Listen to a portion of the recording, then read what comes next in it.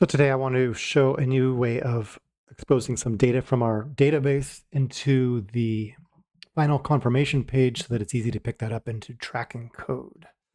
Let's just jump into that. On the final page, that would be an example of this page here. We want to send some of this reservation data to a tracking system, such as in this case, we're doing Sojern. So we've built a new database which makes it easy enough to pull this data into the tracker. So if I do a view source, maybe that's the fastest way to find this. Then I'm just going to look for Sojern.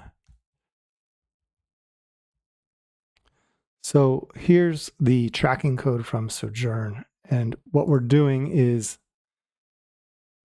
taking our parameters and adding it to the code. So we've made a new layer called ReservationData, which prints out right above in JavaScript. And so that plugs in any data from ReservationKey into all of these different variables. And then those variables can be accessed in any sort of tracking code. So we've obtaining access to reservation data by setting a variable rd equals.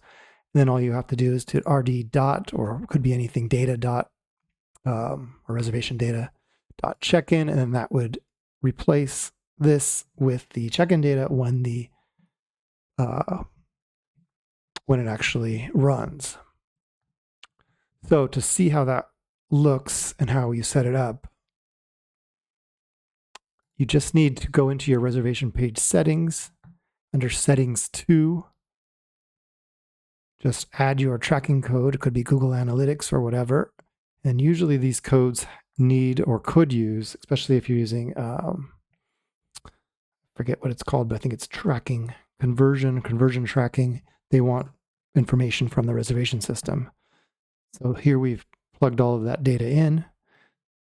That's pulling from these different variables. And we can easily add more variables there if we find things that we're missing that could be useful.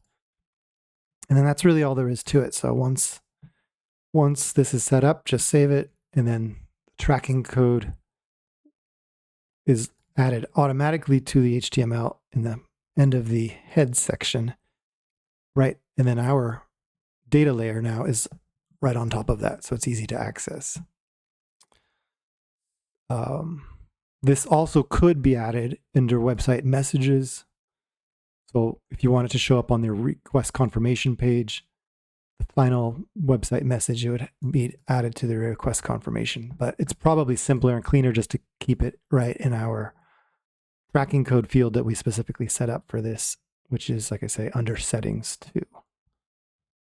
So that's all there is to it. Hopefully that is helpful, and let us know if you need any additional help with any of this.